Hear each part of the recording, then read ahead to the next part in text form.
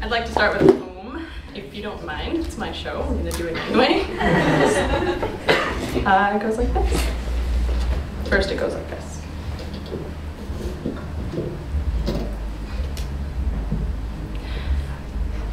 The last time I slipped into this dress, I looked a lot like the swimsuit section of a bodybuilding contest, crowded and overqualified.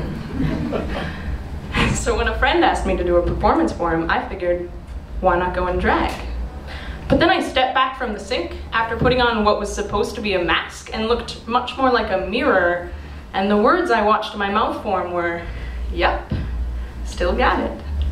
And it was true, I still had all of my makeup within 2 feet of my toothbrush, and this dress, which I still own, I bought with shoes and a pink polka dot tank top, and not at all ironically, so does that still count as drag? With my new national colors of boxer shorts and button-up shirts, I thought I had changed the location of my comfort zone, but of course mascara feels like home. Home never meant good, it means familiar. And I've been practicing these scales since I was 10. Mud, bad, makeup, good. Bloody knees, bad, boys, good. I was forced to polish the dirt off my instrument so often that I stopped trying to put it on there in the first place. I got so well trained that even though I was never in band, rumor had it I could play a pretty fine skin flute. Nope, I was never an oh. That makes sense. Never one of those girls that already looked like a boy in a dress. No, that came much later. In high school, I was a cheerleader, and a fucking cute one at that. But I was also the daughter of a heavy-duty mechanic who only called me pretty when he paired it with awesome. So I started thinking the word meant somewhat to considerably, and I ditched it altogether for really, as in really good at what she does, just don't call her pretty. Are you ready? First, the loosen.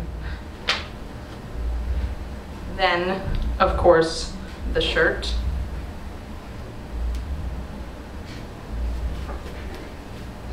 Then finally, if I can get it, the zip. My mother taught me how to change in public without showing any skin. And I'm pretty sure that's a metaphor for something, but I'm not entirely sure what it's for. Aha! I'm almost certain that she wouldn't approve. My mother taught me a lot of things, but some things I figured out on my own. Like if your these things are bigger than these things, and your gold tip dreadlocks fall across your shoulders just so, to a lot of guys, the boxers make you quirky, not queer. I had my friends, sorry, cut my blonde locks off one by one.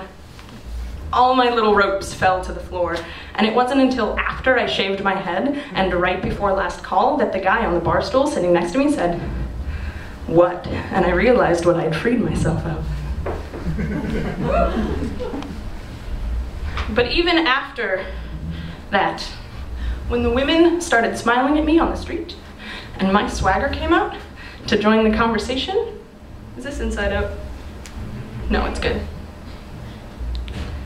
It was still easier for me to stop shaving my legs than it was to not pluck my eyebrows. And what does that say? Maybe it's the fact that I didn't move out of my childhood home. My parents moved away from me, and I was left with bathroom supplies and the habit of holding on too tightly to anything that stays. But I can use that to my advantage. And when my grandmother asks me if I wear men's clothes just because I live on Commercial Drive, I say, absolutely I do, Grandma. But I chose to move here from Kelowna, didn't I? And there's a flip side, and the girl who waits for me to open all her doors for her was astonished to hear that I had kissed men before. I handed her her drink, like so, straightened my tie, and said, "I have never been in a relationship with a woman, and that shouldn't make me feel, when I'm smiling across drinks or asking for numbers, like a fraud. But I came out to my mother when I was in love with a boy, and that made her ask me if I was lying. I explained to her the idea of after this one ends, and then most of my lovers since then have been men, and that doesn't mean, God damn it, mother, that I like girls any less. But removing the colors of that dress, I think sparked a bit of a war in there. And anyone who's tried to change the world before knows how thick the walls are around comfort zones. So maybe I'm old-fashioned when I tell the women and the children to stay home, but this is going to require some heavy machinery, and I'm still not sure what I'm capable of breaking. I took another look in the mirror and thought, so what? And so did my sister, who sighed into the phone and said, you don't have to stop wearing dresses just because you call yourself butch. And I said, no, and I realized as I was explaining to her that it's not a definition so much as a description of what happens when I stop wearing dresses.